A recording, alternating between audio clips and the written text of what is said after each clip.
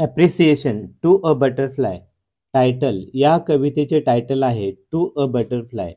Poet. ही कविता प्रसिद्ध कवी विलियम वर्ड्सवर्थ यांनी लिहिलेली आहे. Rhyme scheme. प्रथम आपण या कवितेतील फर्स्ट स्टांजाची राईम स्कीम पाहू. पहिल्या ओळीतील शेवटचा शब्द फ्लाईट आहे, त्यासाठी ए हे अक्षर घेऊ. त्यानंतर दुसऱ्या ओळीतील शब्द पाहू, तो साईट आहे. साईट हा फ्लाईटशी यमक जुळतो. फ्लाईट साईट म्हणून फ्लाईटसाठी वापरलेले ए हेच अक्षर साईटसाठी वापरू.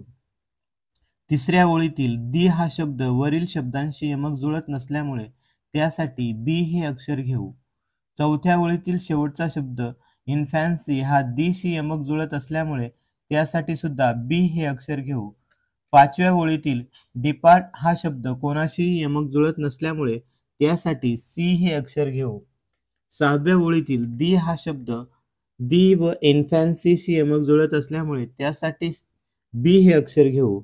त्यानंतर आर्ट हा शब्द डिपार्टशी यमक जुळतं म्हणून डिपार्टसाठी वापरलेले सी हे अक्षर आर्टसाठी घेऊ. हार्ट आणि आर्ट हे यमक जुळतात म्हणून त्यासाठी सुद्धा सी हे अक्षर घेऊ व शेवटचा शब्द फॅमिली हा दीशी यमक जुळत असल्यामुळे त्यासाठी सुद्धा बी हे अक्षर लिहू.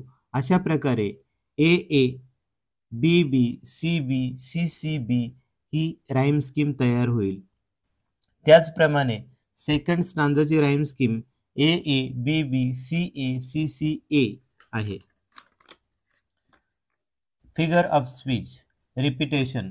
ओ pleasant pleasant were the days. या ओळीमध्ये प्लेझंट हा शब्द 2 वेळा रिपीट झालेला आहे म्हणून येथे रिपिटेशन हा अलंकार होतो. Inversion. A little longer stay in site.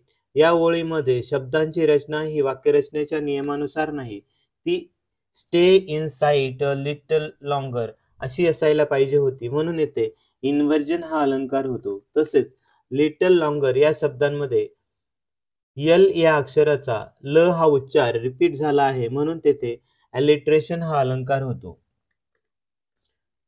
Central idea. या कवितेमध्ये कवी फुलपाखराला त्याच्या जवळ थांबण्याची विनंती करत आहे, कारण त्याला पाहिल्यावर कवीला त्याच्या कुटुंबासोबत घालवलेले बालपणातील आनंददायक दिवस आठवतात. त्याला त्याच्या बहिणीसोबत खेळलेले बालपणातील खेळ आठवतात. कशा प्रकारे तो आणि त्याची बहीण एमलिन फुलपाखराचा पाठलाग करायचे हे आठवते.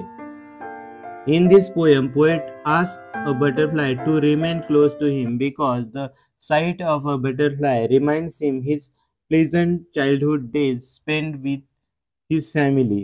He also reminds childhood plays played with his sister and how he and his sister Emmeline used to chase butterfly.